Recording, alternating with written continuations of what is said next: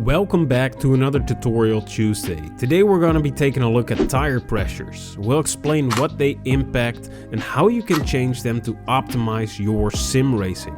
We're also going to analyze the effects of different tire pressures with the Track Titan platform, where you can analyze your own driving for free and get a couple of extra insights if you sign up using code PRESSURE. Changing the tire pressures is one of the most impactful setup changes you can make in sim racing and in real life. The tires are in most cases the only part of the car that come into contact with the road, which is why they're one of the most important parts of a car's setup ecosystem. Parts like wings and splitters that generate downforce supply the tires with more grip. So if the tires are not set up right, your aero might be working real hard for not much of a benefit. All the components of a setup can be working their butt off, but the tires have to grip the road. And if they aren't set up correctly, your whole setup might fall flat. Besides all this, the tire pressures themselves affect three main things. The first is the amount of grip your tires have. The second is the longevity of your tires, and the third is the temperature of the tires. First off, pressurizing your tires correctly means that they have a sizable contact patch with the road surface that supplies them with a good amount of grip without generating too much friction. If your tires are overinflated, for example, the center of the tire will make the most contact with the road, while the sides are up in the air a little bit. This results in a smaller contact patch that's still carrying the same car, the same weight, which means that the center of the tires will degrade faster than if the degradation was spread out over a larger area of the tire. This means you're more likely to suffer from overheating tires and, in the worst case, a puncture. Now, if your tires are underinflated, they'll have a larger contact patch with the road. Just a little less inflated tires will increase your grip.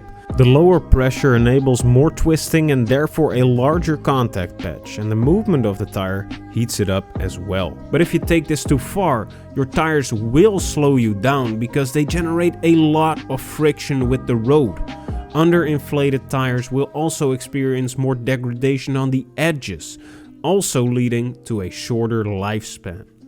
Now that we know how the tires impact the performance of your car, how can we change them to best serve our sim racing? The first thing we want to make sure is that our setup doesn't have majorly under or overinflated tires. So we have to drive a couple of laps to get some heat in the tires. And while driving, we also want to make a mental note if the car feels grippy enough or it maybe feels a little bit too sluggish. In ACC, we can see our tire temperatures and inflatedness when driving on the heads-up display. If all the parts of the tires are green, then they're heated up nicely. Blue means that they're cold and red means that they're too hot. All the parts of the tire are also nicely displayed on the HUD, so we can easily check out how they are inflated. If the middle part is smaller than the outside, then the tire is underinflated. And if the middle is larger than the outsides, the tire is overinflated. So we're aiming for all parts of the tire to be the same size when they're heated up nicely, so we get the most grip out of the tire as possible. After a couple of laps, our tires should be nice and green, and hopefully the outsides and middle parts are all of equal size. If this is not the case, increase the PSI a little bit if they're underinflated, so if the outsides are larger, and decrease the PSI a little bit if the middle is larger.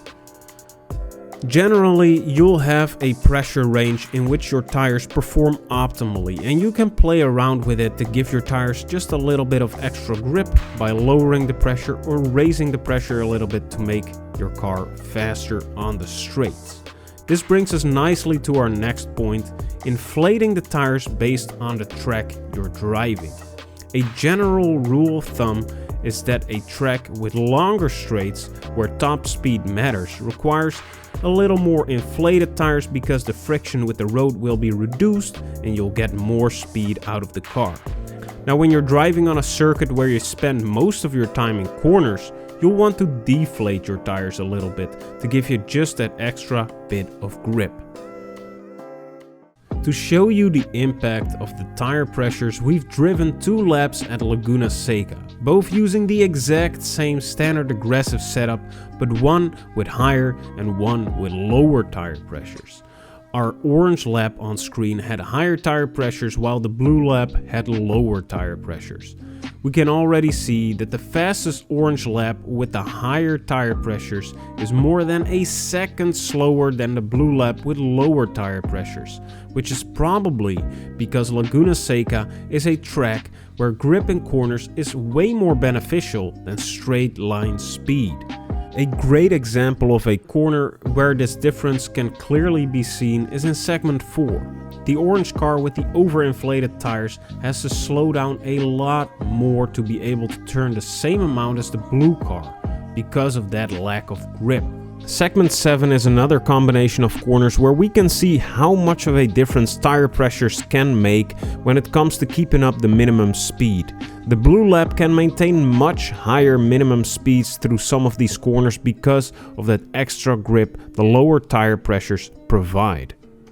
These cars were set up in exactly the same way except for the tire pressures, so you can see how much of a difference this change alone can make. Now today we've taught you the impact of tire pressures, what it affects, and we've shown you how much of a difference tire pressures alone can make. Remember that your tires operate optimally within a certain pressure range, and you can inflate them a little more or a little less depending on the track you're driving. If the track has a ton of corners and grip is important, go with a little lower tire pressure. And if the track has more straights where top speed is more important, go with somewhat higher tire pressures. Too much underinflation will slow you down and makes it hard to keep the tires warm, while too much overinflation will result in less grip and a bigger chance of punctures. We hope you've learned something from this video. Let us know if you did, and we hope to see you in the next one.